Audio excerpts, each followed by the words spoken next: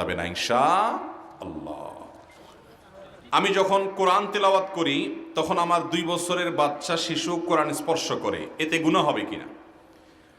আমাদের বাসা বাড়িতে আমরা অনেক সময় কোরআন তেলাওয়াত করলে ছোট ছোট বাচ্চারা সেটা ধরতে চায়, হাতাতে চায়, স্পর্শ করতে চায়, তখন আমাদের করণীয় কি?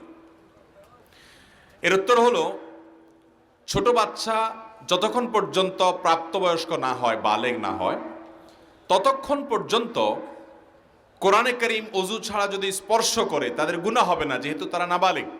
নাবালেগ বাচ্চার কোনো গুনাহ নাই। নবী করিম সাল্লাল্লাহু আলাইহি সাল্লাম বলেছেন, তিন ব্যক্তির কোনো ভুল বিচ্যুতি হলে সেটি লেখা হয় না।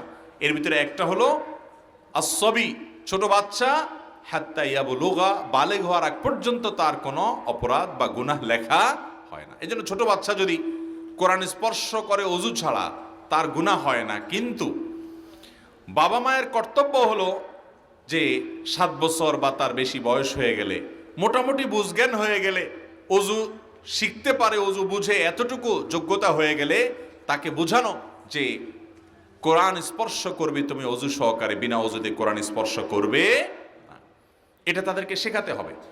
আর যদি একেবারে ছোট বাচ্চা হয়, ধরেন 2 বছর 3 বছর, যে ওযু বুঝে না, পবিত্রতা বুঝে না, তাহলে এইরকম বাচ্চা যাতে কোরআন না ধরতে পারে বাবা মা সেজন্য চেষ্টা করতে হবে। যদি গাফিলতি করে এবং এর ফলশ্রুতিতে তারা কোরআনে, আল্লাহ না করুন, তাদের পেশাব লাগিয়ে দেয় বা পেশাব ময়লা আলা হাতে কোরআন স্পর্শ করে, কিংবা কোরআনকে ছিঁড়ে ফেলে টান দিয়ে কোরআনের প্রতি অসম্মান হয়, যেহেতু ছোট বাচ্চা সেই কিছু বোঝে না, তার তো আর গুনাহ হবে না। কিন্তু বাবা মা যদি অসতর্ক থাকে এবং তাদেরকে সবই ধরতে দেয়, কোরআনও সেরকম ধরতে দিল, যা খুশি তা করতে দিল, তাহলে অবশ্যই বাবা মা তার জন্য অপরাধী হবে, গুনাহগার হবে। কথা কি বুঝাতে পারছি?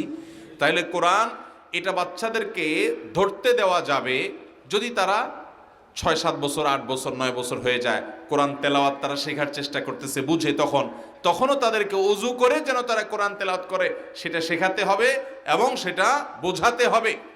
যদি কোনো কারণে তারা বিনা ওযুতে ধরে, যেহেতু তারা নাবালেগ, তাদের গুনাহ হবে না, কিন্তু মা বাবার চেষ্টা থাকবে তারা যেন ওযু সহ কোরআন স্পর্শ করে, সেটা শেখাবে তাদেরকে। আর একেবারে ছোট বাচ্চা হলে তাকে কোরআন ধরতে দিবে না, তার নাগাল থেকে বাইরে রাখবে, কারণ সে না বুঝে ছিঁড়ে ফেলতে পারে, আল্লাহর কালামের প্রতি অসম্মান হয়, এমন কোনো কাজ করে ফেলতে পারে। এই জন্য তার নাগাল থেকে অবশ্যই বাবা মা কোরআনকে নিরাপদে রাখার চেষ্টা করতে হবে। যদি না করেন, অবহেলা করেন, তাহলে তারা গুনাহগার হবে।